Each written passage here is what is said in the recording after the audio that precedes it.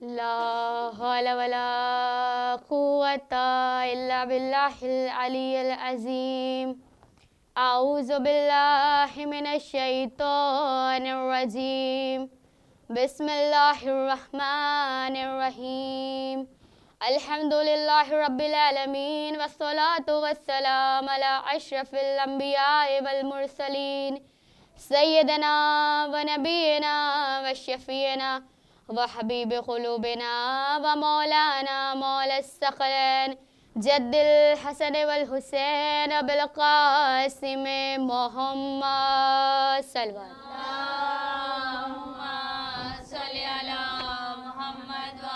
علیہ اللہم صلی وسلم وزق مبارک علی صاحب الدعوت النبویہ وصولت الحیدریہ والعصمت الفاطمیہ والحلم الحسنیہ والشجاعت الحسینیہ والعبادت السجادیہ والمعاصر الباقریہ والعلوم القاظمیہ والحجج الرضویہ والجود التقویہ والنقاوة النقوية والهيبة العسكرية والغيبة اللهية صلوات اللهم صل على محمد وآل بيته الطيبين الطاهرين الذين أذهب الله عنهم الرجس وطهرهم تطهيرا صلوات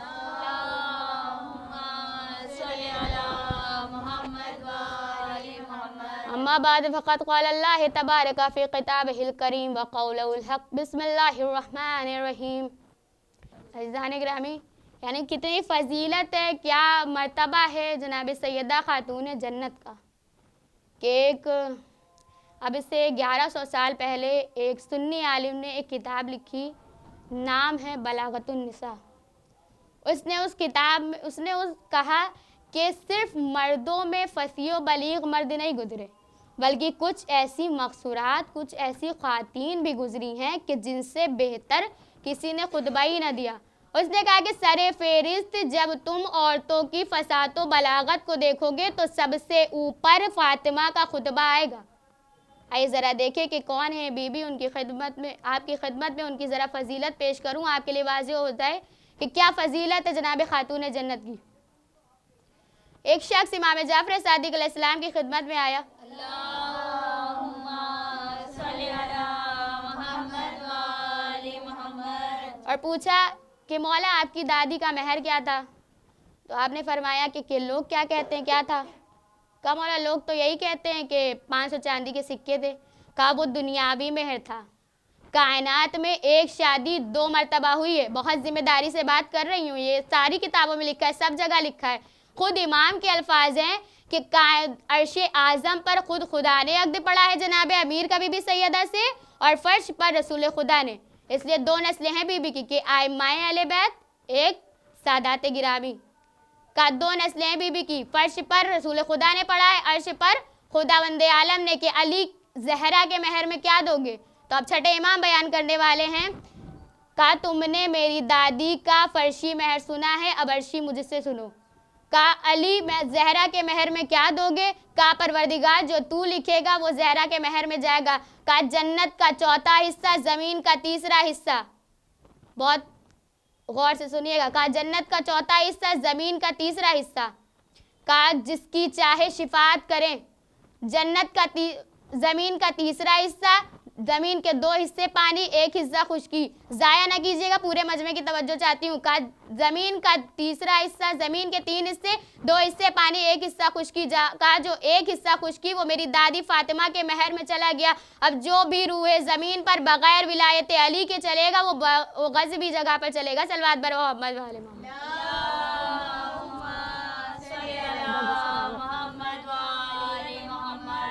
غور فرمایا آپ نے کس امام کے ماننے والے، کس بی بی کے ماننے والے، جن کا مہر اتنا عظیم ہو، ان کی فضیلت کے کیا کہنے، جس کا عقد خود خدا پڑھے. مقام عبودیت کی وجہ سے تھا، خدا کی پسندیدہ خاتون تھی، خدا نے ان کا انتخاب کیا تھا. اور نام جتنے بھی رکھے نا سب خداوند متعال نے رکھے. اب رسول اور ہماری گفتگو اس بیراہے میں ہے کہ افضل الاعمال امتی انتظار الفرض، کہ جناب سیدہ سلام اللہ علیہا نے اپنے وقت کے امام کے لیے قیام کیا اور ولایت الہی کے نظام کو بچانے کے لیے اپنے آپ کو معرض خطر میں ڈالا، اور ہمیں یہ پیغام دیا کہ جب بھی ولایت کے لیے کوئی مشکل آئے تو تمہیں اپنے پورے وجود سے اس کا دفاع کرنا ہے، تمہیں اپنے پورے وجود کو قربان کرنا ہے، پھر چاہے زمانہ کیسا ہی کیوں نہ ہو۔ کیوں؟ کیونکہ ہم سے سوال ہوگا۔ وہ کس کا سوال ہوگا؟ وہ نعیم کا، نعمتوں کا سوال ہوگا۔ تو ایک شخص امام جعفر صادق علیہ السلام کی خدمت میں آتا ہے،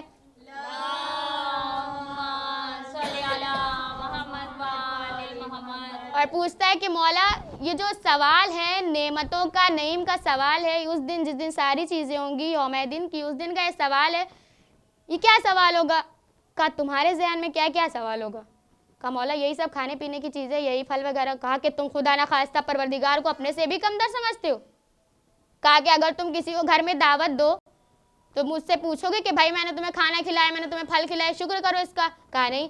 کہا کہ تم پروردگار کو خدا نخواستہ اپنے سے بھی کمتر سمجھتے ہو کہ وہ تم سے ان نعمتوں کا سوال کرے گا؟ کہا یبنا رسول اللہ، خدا کس کا سوال کرے گا؟ کہا نحنو نعمت اللہ، ہم اللہ کی نعمت ہیں، ہمارا سوال کیا جائے گا، ہماری ولایت کا سوال کیا جائے گا کہ ہماری ولایت تم پہ عرضے کی گئی، تمہیں پیش کی گئی، تو کیا تم نے اس ولایت، اس نعمت کو قبول کیا؟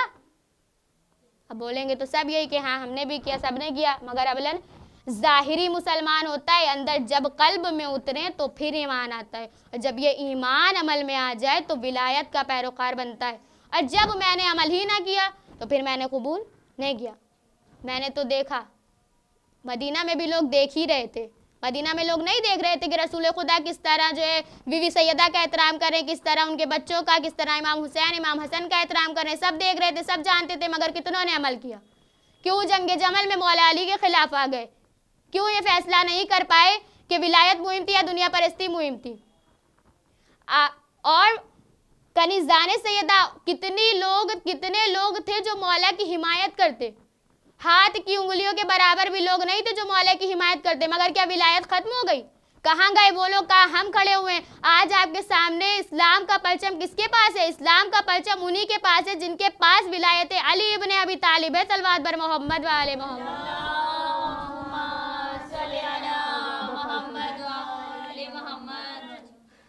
عزیزان گرامی،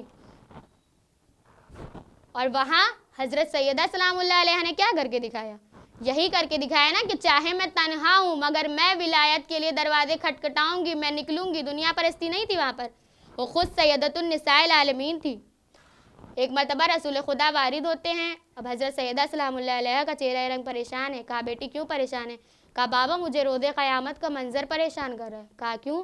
کہا بابا روز قیامت میں لوگوں کے پاس لباس نہیں ہوں گے، تو ایسے میں پروردگار نے حضرت جبرائیل کو بھیجا۔ حضرت جبرائیل نے رسول خدا سے آ کے فرمایا کہ اللہ نے جناب سیدہ کو سلام بھجوایا اور کہا ہے کہ آپ پریشان نہ ہو، ہم روز قیامت میں آپ کے ماننے والوں کو نور کے ایک دائرے میں رکھیں گے۔ اللہ اکبر! کنیزان سیدہ یعنی کتنا وہ ہمارے لیے پریشان ہے، ان کو اپنی ذات کے لیے کوئی پریشانی نہیں ہے، یعنی کتنا عزیزان گرامی، کتنا ولایت کا دفاع، نظام کا دفاع، اپنی جان قربان کر دینا، اسلام کو باقی رکھنا، اس کے بعد ساری چیزیں آنے والے وقت کے لیے، امام کے لیے، امت کے لیے، محبین کے لیے، قوم کے لیے۔ کتنی جگہ روایتیں موجود ہے قیامت کی کہ جہاں پر وہ خداوند عالم سے ہمارے لیے کہہ رہی ہیں کہ جب تک میرے شیعہ، میری اولاد کے شیعہ، ان کے محبین، ان کی دوست، ان کی اولادیں بہشت میں نہیں جائیں گی، میں نہیں جاؤں گی۔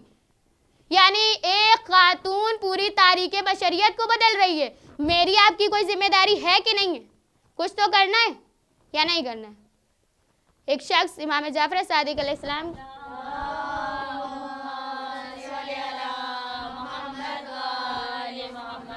تو جعفر مجتہدی ایک شخص تھے، انہوں نے بغداد کے پاس رہتے تھے، فالج ہو گیا تو سارے اتباع کو دکھایا بغداد کے، لیکن جو ہے ان کا علاج نہیں ہوا، تو کسی نے کہا کہ حلہ میں جو مقام ہے وہ صاحب الزمان ہے، کہا انہیں وہاں لے جائیں، امام کا گزر ہوتا ہے، اگر جو ہے امام کی نظر پڑ گئی تو ان کو شفا مل جائے گی۔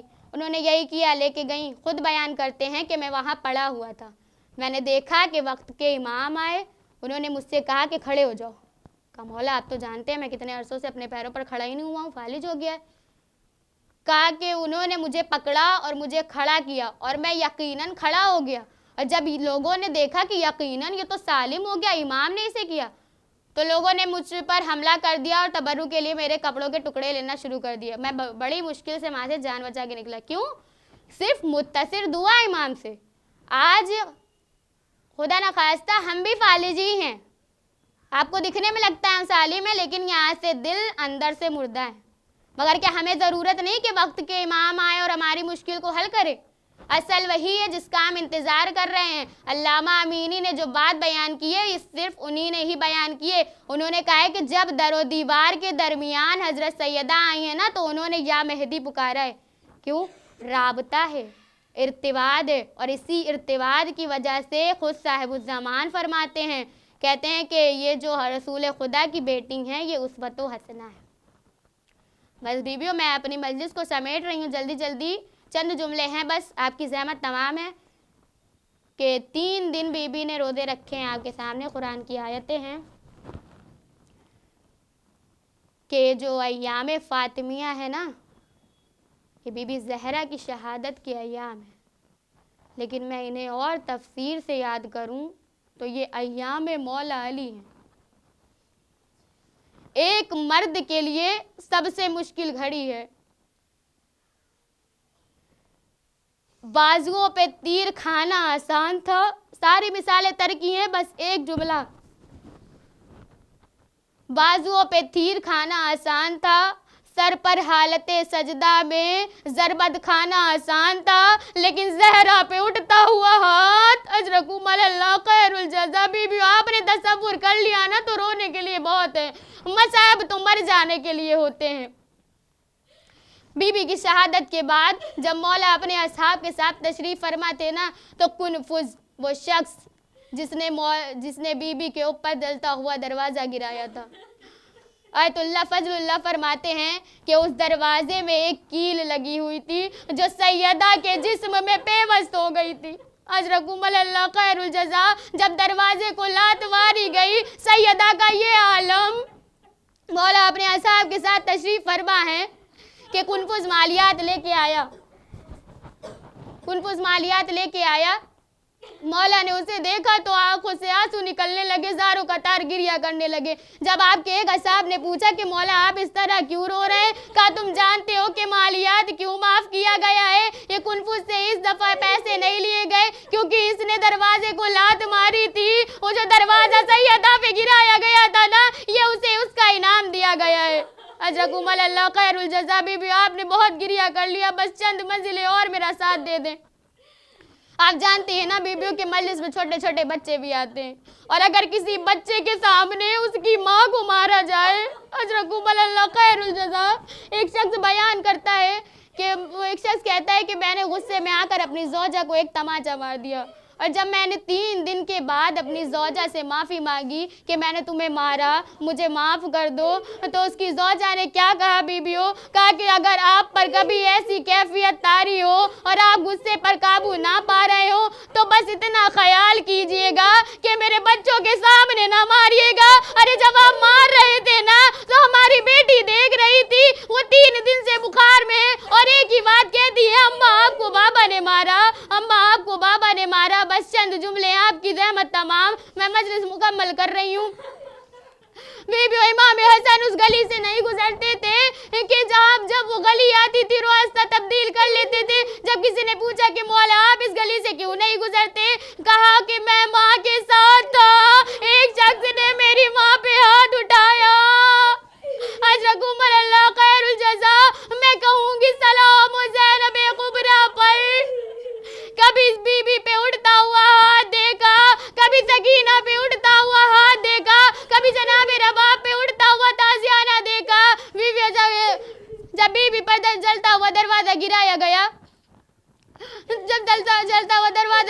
گیا، بی بی نے آواز دی، اے فضا میں اٹھائیے